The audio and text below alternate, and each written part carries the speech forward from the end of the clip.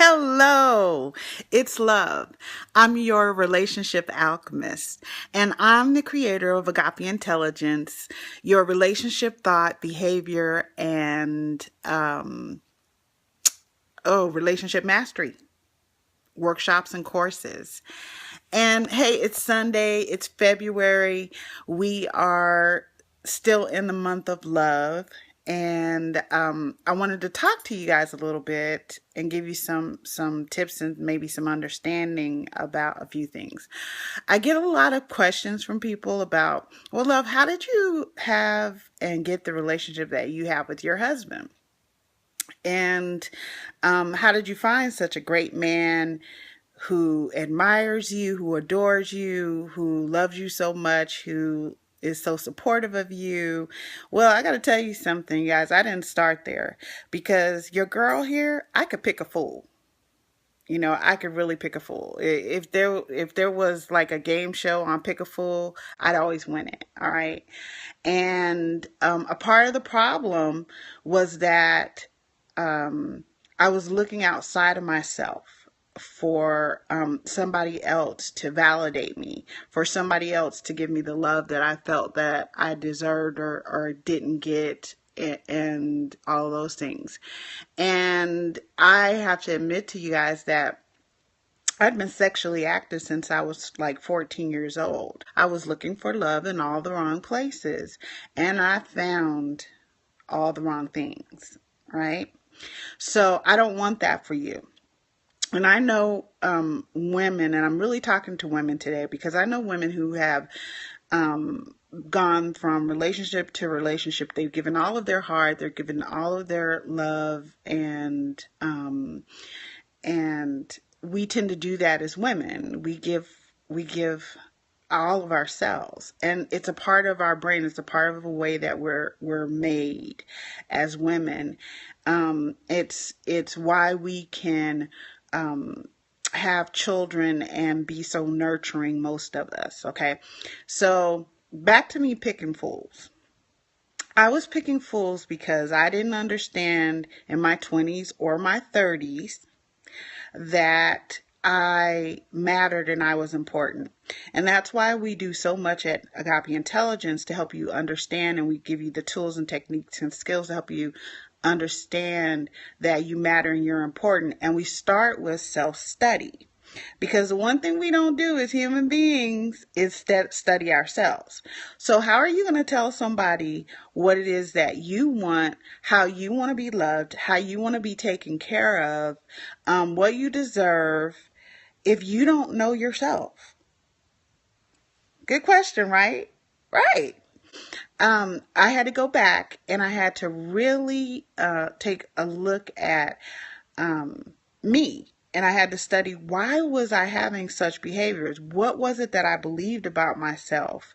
And what we teach in Agape Intelligence is, after we look at your beliefs, we teach you, you get to do one of three things with it. You get to keep the belief, you get to tweak the belief, or you get to say, fuck that belief, because you deserve better than that.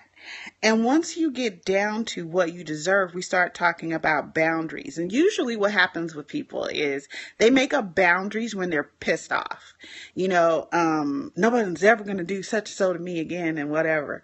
We help you to make up boundaries in moments when you can just think it through. Ooh, I love hearts. Thank you so much. When you can just think things through and think about what you have chosen now to believe about yourself and what you've learned that you deserve. And then you choose boundaries and you choose consequences to those boundaries. We help you do that too.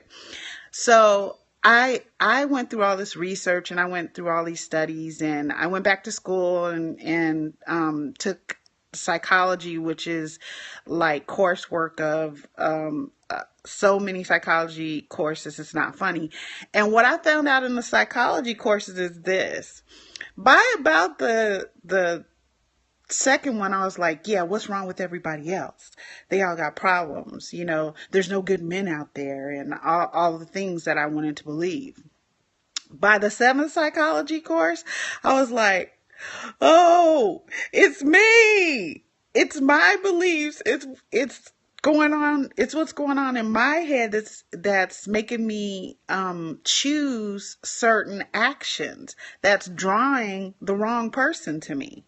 You know, it's not so much that all men are assholes, because all men are not assholes. That's not true. It's that I was picking the wrong person for me. And what I thought was that I was being chosen, you know, like that person was only choosing me, but I had no choice in the matter, right? Which is totally untrue. You have a choice about who you're going to let in your heart, who you're going to let in your space. And once they're there, you get to choose whether they stay or not. You know, you don't have to keep them there just because they're good at taking out the trash, but they do everything else under the sun, you know, sleep with this one and that one and break your heart. So I really want to make sure, hello. So I really want to make sure that, that you are getting that you do really matter and you deserve to have the best, but you have to believe it first.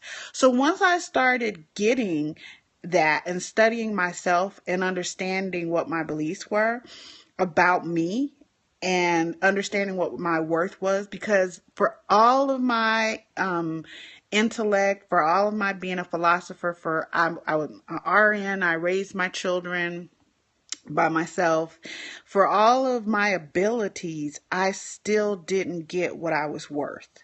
I really didn't. And it's so important that you get that so that you can be able to tell someone, this is what I'm worth. And this is what you'll have to do. So now I have only been married once, and I'm married to that man now. His name is Gary, and we met about 8 years ago. We spent time together. That's something else that's important. I'm on the Steve Harvey tip. Don't just give up the goods. Ladies, please don't just give up the goods. All right? You're too precious for that. You have to guard your heart. And that's something else that I had to learn. I have to guard my heart, and I have to make sure that the person that I'm inviting to be a part of my heart is willing to really guard it and take seriously what this is about. So in an attempt to help you to see the same thing, I want you you need to not just know who you are before you get in a relationship, you know, and understand what your worth is. But you also, once you decide that you're going to get into a relationship with someone, you need to be able to tell them what it is that you want and what it is that you deserve and what it is you will get with and what it is you won't get with, you know, and the consequences of crossing boundaries with you. So, the next part of it is, once you get with that person, you don't just go and sleep with them. I can't tell you how many women I talk to in my business, and they're like, well, you know, I got with them and he was so sweet and he was so good. Well, let me tell you guys something. A mass murdering people eater is not going to say to you, hey, I'm a mass murdering people eater. You want to come over for dinner? Okay. They are going to check you out, see if they can get to you, and they're going to put on a mask. And they're going to keep that mask on as long as it takes to get you where they want you. And what happens is we don't trust ourselves, and we don't think that we have worth. So then we go along with the program. And then when they take off that mask and you see what's really there, because see, we never checked out their family. That's one thing. You have to go check out their family, because that's who raised them. And you need to look with clear eyes. Be very realistic about what you're seeing. The other part of it is we make excuses for bad behavior. We co-sign their bad behavior. So you can't co-sign people's bad behavior, and you don't want anybody to co-sign yours. You want honesty and truth on both sides of the relationship. Something else that we're missing. So once I did that and I started dating again, because I got to this point where I was so afraid to even date because I didn't trust myself. I was like, I'm always picking fools, so how can I trust myself to pick the right person? But once I understood my worth and that I matter and that I'm important, and the fact is, underneath it all, I'm going to be kind and compassionate to the man that I'm with, and I'm going to love him and be there for him and, give of this great heart. I needed to be a man that can be accepting of that and who can honor that. So here we are. I got with my husband, but I'm also very realistic, ladies. Let me tell you something. Too many women, we think it's about the wedding day, and we don't understand it's about the marriage. It's about the marriage. And a marriage isn't just about love and care. It's also a business. Okay? It's a business. It's a partnership. It's a love ship. It is the ability to understand your worth and the worth of your partner, and to support them where they're needed, not what you think they need. So let me give you an example. This whole thing where we go, oh, I just want somebody to treat me the way they want to be treated. Hell no, I don't. I don't want you to treat me the way you want to be treated. I don't know how you want to be treated, but that could be anything.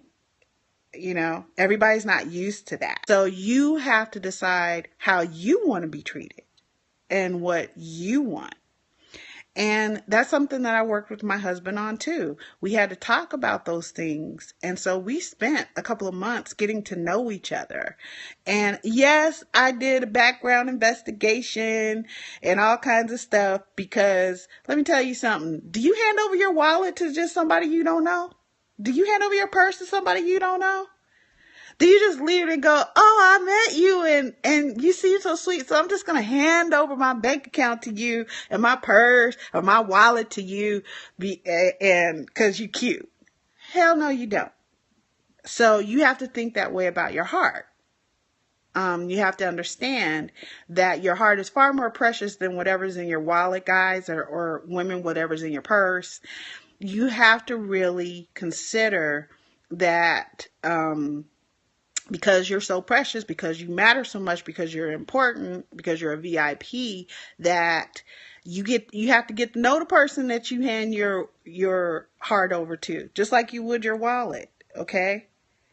And I give that analogy because then people get it. They're like, what? Give my what to who? Money? Are you crazy? Yeah, of course. You wouldn't do that. So don't give your heart away either to someone that you don't know. You need to get to know who they are. You need to see if you can trust them with your heart. And you need to understand what it is that you want for you. So first, self-study. Okay, self-study. Second, understanding your worth, because you're worth a lot. Okay. Third, guarding your heart. That's right. You need to guard your heart. And fourth, you need to understand what you believe about yourself so that you can teach that person that's going to come into your life and be there to love on you what it is that you want and what you need. And then you need to get to know them. You need to know who they are, who are their people, where they come from, how were they raised, because we just think about the sex sometimes. Our bodies just are where we feel lonely or whatever. And so we just go for those things. But I'm telling you, leave off the sex for a couple of months, back out of all that, and get to know who the hell you're dealing with. Now, I'm a sister who is totally a liberal. I'm past being a Democrat. I'm a liberal who is married to a Republican. Can you believe that? A white male Republican. And we know how to reach across the aisle and get things done. It's not like it is in DC, because we know each other and we've come to have a mutual respect and love and understanding, even when we disagree. So this is what I want for you. Thank you so much for listening. I have had a wonderful time. I'll be back soon. But you're so important. I'll come back again and we'll talk some more about loving on you. All right, now I'll take you guys later.